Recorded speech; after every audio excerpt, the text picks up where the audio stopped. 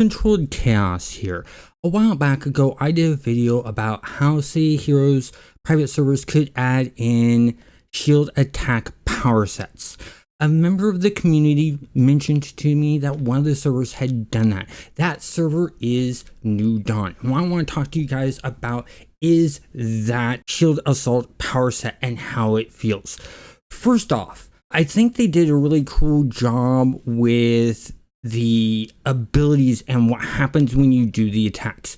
They're really nicely done. It's not all just stuns. There's one where you do a sweep and just the airflow of the attack will go out and knock back the enemy. And I think that's really, really cool. I like the fact that it goes automatically with shield defense, which is okay. It fits, it works well. It keeps the shield on the left side, which, not really a big problem depending on how they did it. But there are a few drawbacks to this power set that I don't like that heavily break immersion.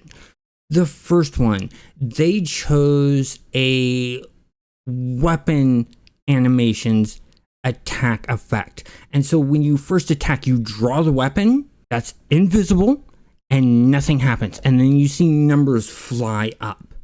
That's one thing that really breaks heavily immersion for me. The second thing is the weapon style that they chose was two-handed weapon style. So both hands are being used in every single attack. And it just looks wrong because it's both fists against that. And I'm sorry, when you're attacking with the shield, if you do a push with the other hand, it would go flat-handed. It wouldn't go knuckles against it. And we're not talking like a punch knuckle type things. We're talking side of the fist, thumb next to the knuckles part touching the shield. And that would it just doesn't feel right. And it heavily breaks immersion.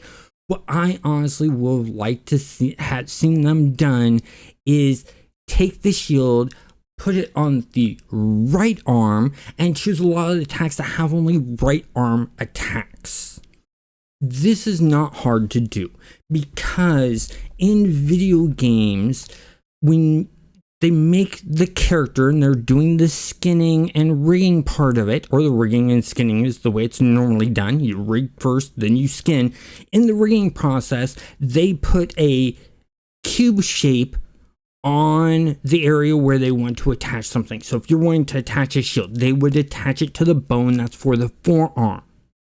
And then that way, when the forearm is moved, the shield rotates with it as the forearm twists. And that's a really good way to do that. So all they really need to do is move the shield from the left arm to the right arm and choose the right things. I mean, they could have chosen things like some super strength hits that were right hand punches. They could have chosen some of the street justice attacks that are right-handed. Heck, they could have even gone with some of the weapon attacks that they have that are one-handed, like the broadsword, the mace, things like that, especially the mace, because a shield's a blunt weapon. That will work really good. But instead, they went with a two-handed animation, and there's times where the animation just looks terrible. Both hands are swinging, and the hand that's not attached to the shield is way above the shield, so it looks like they're pressing with their forearm, and not the right part of the forearm where you brace the back of the forearm, but the inner part of the forearm looks like it's pushing up against it, and it just heavily breaks immersion.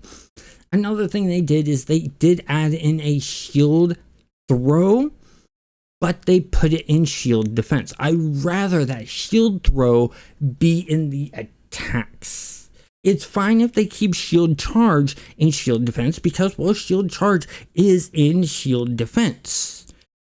So if you're wanting to check this power set out, I left the link to New Dawn's website so you can get their manifest and put it into the launcher you use. That way you can check it out. Also, if you want to check out my video about my ideas on how to do a shield attack power set, check out this video right here and have a great day.